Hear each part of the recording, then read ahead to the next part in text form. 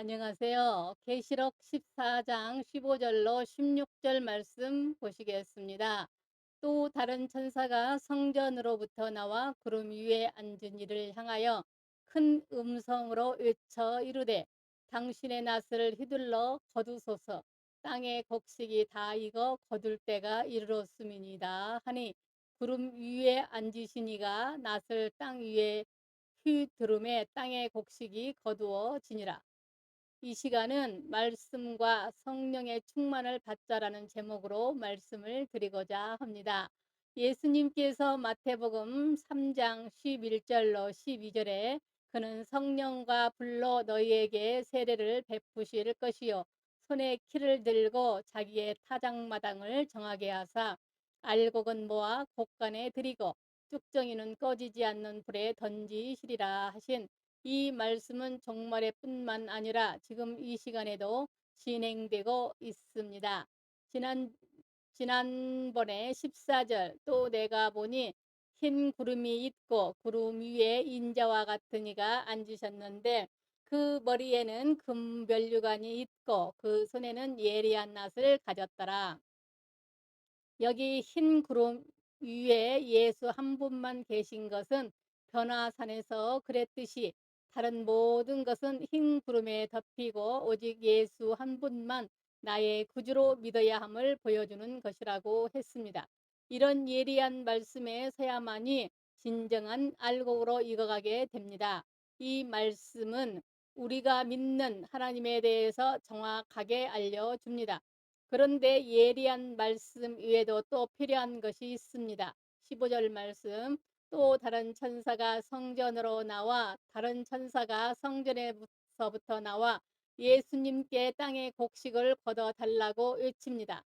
그런데 천사가 성전에서 나온다는 표현에 담긴 그 의미는 놓치지 않아야 합니다. 문맥으로 보아 성전에서 뭔가 추수와 관련된 귀한 것이 나와야 합니다. 그리고 성전에서 나오는 것이 성경의 배경과도 관련이 있어야 합니다. 그렇다면 이것은 성령의 생수입니다.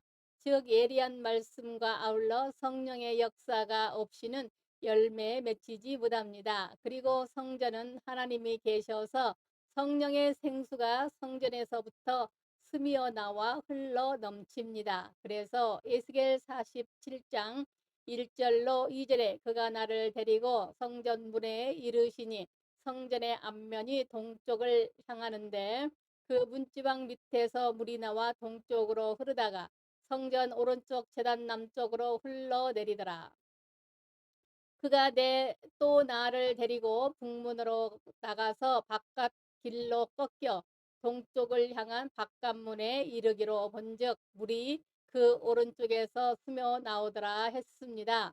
에스겔 선지자가 환상해 보니 성령의 생수가 성전에서 흘러오고 있었습니다. 이 물은 신기하게 흐르면 흐를수록 많아지고 깊어지는데 동쪽으로 천척을 나아간 후에 재어보니 물이 발목에 오르고 다시 천척을 나아간 후에 재보니 물이 무릎에 오르고 다시 천척을 나아가니 물이 허리에 오르고 다시 천척을 나아가니 건너지 못할 큰 강이 되었습니다. 그뿐 아니라 그 강가에는 온갖 아름다운 나무가 많아 각종 먹을 새 열매가 달마다 열리고 그 잎사귀는 귀한 약재가 되는데 그 강물이 흘러가는 곳마다 죽음의 바다가 소생함을 받고 수많은 번성하는 생물이 살고 또 고기가 심히 많게 됩니다. 그런데 그 물이 성소를 통하여 나아오더라. 성전으로부터 나온 성령은 하나님께로부터 나오신다는 것이고 성전의 역할처럼 우리가 늘 하나님을 사랑하고 경배할 때 성령이 임하신다는 것입니다. 그런데 성전에서 흐르는 강 좌우에 열매가 가득했습니다. 이처럼 성령의 은혜가 임해야 온갖 아름다운 12가지 새 열매가 달마다 날마다 주렁주렁 열립니다. 그러므로 성령 받지 않고는 천국 알곡은 불가능합니다. 그래서 제자들도 오순절 성령을 받고서야 비로소 참 알곡이 되었습니다. 그러므로 말씀과 성령 이 두 조건이 잘 갖추어져야 합니다. 그리고 약 세 종류의 유형이 있습니다.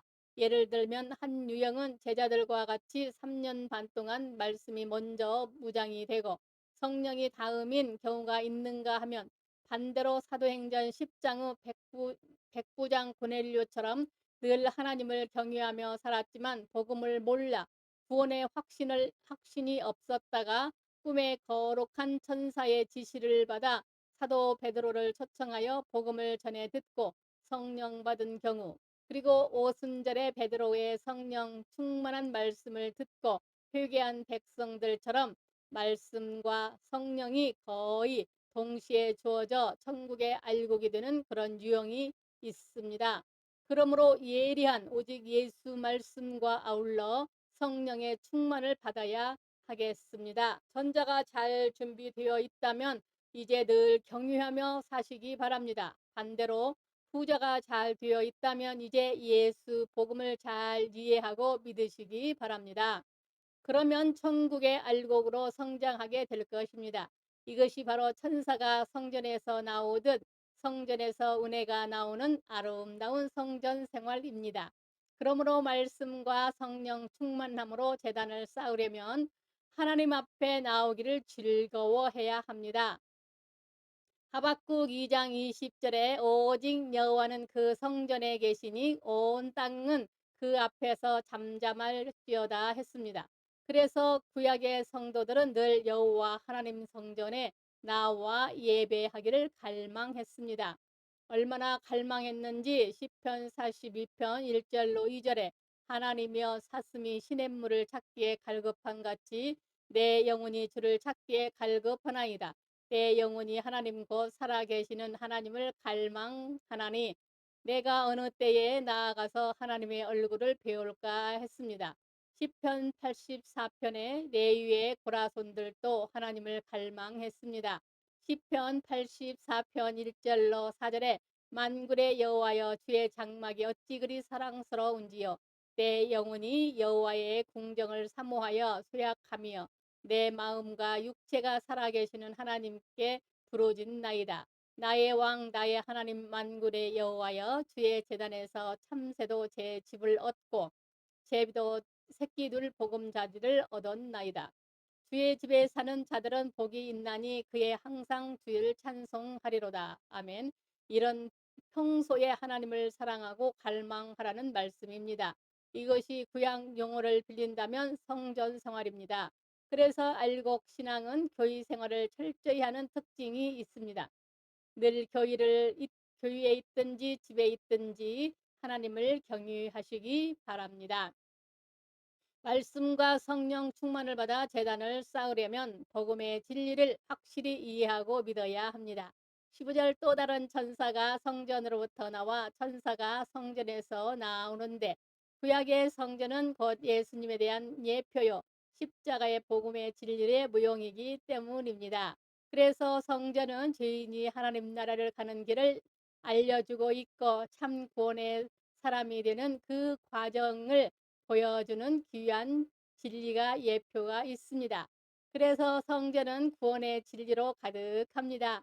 먼저 성전의 담을 넘어 제사장의 뜰도 성전인데 여기 들어오려면 예수를 나의 구주로 믿어 하나님의 백성이 되어야 들어올 수 있습니다. 그 다음에 할 일은 이 뜰의 번제단인데 이곳은 피를 붓고 제물을 태우는 곳입니다. 이처럼 내 죄가 예수님의 십자가의 공로로 받아들임을 믿을 뿐 아니라 하나님께 몸과 마음을 들여 헌신해야 합니다. 그 다음 성전 앞 롯바다에서 내 생각과 마음의 죄를 말씀으로 깨끗이 씻어야 합니다. 즉 우리 잘못된 생각과 습관을 다 교정하고 씻어낼 수 있기 때문입니다. 그런 다음 성소 안에 들어가면 떡상과 7 등불과 등대와 분향단이 있습니다. 이것은 우리가 제사장처럼 말씀과 성령과 기도와 찬송으로써 하나님을 섬기는 것을 보여줍니다. 이렇게 하나님을 섬기는 생활에서 부족함이 없어야 합니다. 그러면 성소와 지성소 사이의 휴정이 갈라지듯 온전히 하나님의 보좌 앞에 나아가 보좌 앞으로 흐르는 한없는 생명수의 은혜를 받고 하나님의 참 알곡으로서 살아갈 수 있습니다. 그런데 그 과정에서 중요한 것은 언제나 피의 공로를 잊지 말아야 합니다. 예수님의 보혈 공로 없이는 하나님 앞에 나아갈 수 없기 때문입니다. 그리고 추수의 일꾼을 위해 기도하시기 바랍니다. 15절로 16절 또 다른 천사가 성전으로부터 나와 구름 위에 앉은 이를 향하여 큰 음성으로 외쳐 이르되 당신의 낫을 휘둘러 거두소서. 땅의 곡식이 다 익어 거둘 때가 이르렀음이로다 하니 구름 위에 앉으신 이가 낫을 땅에 휘두르며 땅의 곡식을 거두니라. 여기 천사가 추수해 달라고 기도를 합니다. 이처럼 기도하시기 바랍니다. 추수의 일꾼이란 복음을 가진 신약의 일꾼입니다. 아볼로와 같이 요한의 세례만 알아서는 추수의 일꾼이 되지 못합니다. 그리고 이 일꾼은 성령의 일꾼이기도 합니다. 그래서 말씀과 성령으로 충만할 때 많은 결실을 맺습니다. 그런 일꾼이 되도록 기도해 주시기 바랍니다. 기도의 일꾼은 있지만 말씀이 없으면 말씀을 위해 기도하고, 말씀은 있으나 능력이 부족하면 은혜를 위해서 기도하고, 부족한 것을 기도로 도와야 합니다. 그래서 마태복음 9장 36절로 38절에 무리를 보시고 불쌍히 여기시니 이는 그들이 목자 없는 양과 같이 고생하며 기진함이라. 이에 제자들에게 이르되 추수할 것은 많되 일꾼이 적으니 그러므로 추수하는 주인에게 청하여 추수할 일꾼들을 보내 주소서 하라 하셨습니다. 말씀과 기도와 인품이 지닌 영성을 가진 가장 중요합니다. 말씀과 성령으로 충만한 능력의 종들이 많아질 수 있도록 기도해 주시기 바랍니다. 그래서 이 땅의 주의 종들이 하나님의 천사가 되어 복음의 진리로서 구원의 백성들을 하나님 앞으로 이끌어 올 수 있도록 여러분께서 기도로 도우시기 바랍니다. 영적인 추수는 예수의 복음과 성령의 역사로 이루어집니다. 그러므로 다른 이로서는 구원을 얻을 수 없다고 사도행전 4장 12절은 말씀하신 대로 예리한 낫과 같은 오직 예수의 믿음을 받아들이시기 바랍니다. 이 예리한 낫이 아니면 구원 얻을 수 없습니다. 그리고 늘 하나님을 경외함으로 성령으로 충만하시기를 기도합니다. 그러므로 성전의 제사장들처럼 늘 하나님을 경외하는 생활을 해야 넘치는 은혜의 생수가 우리에게 함께 하십니다. 그리고 이런 일을 하도록 하나님의 종들을 위해 기도해 주시기 바랍니다.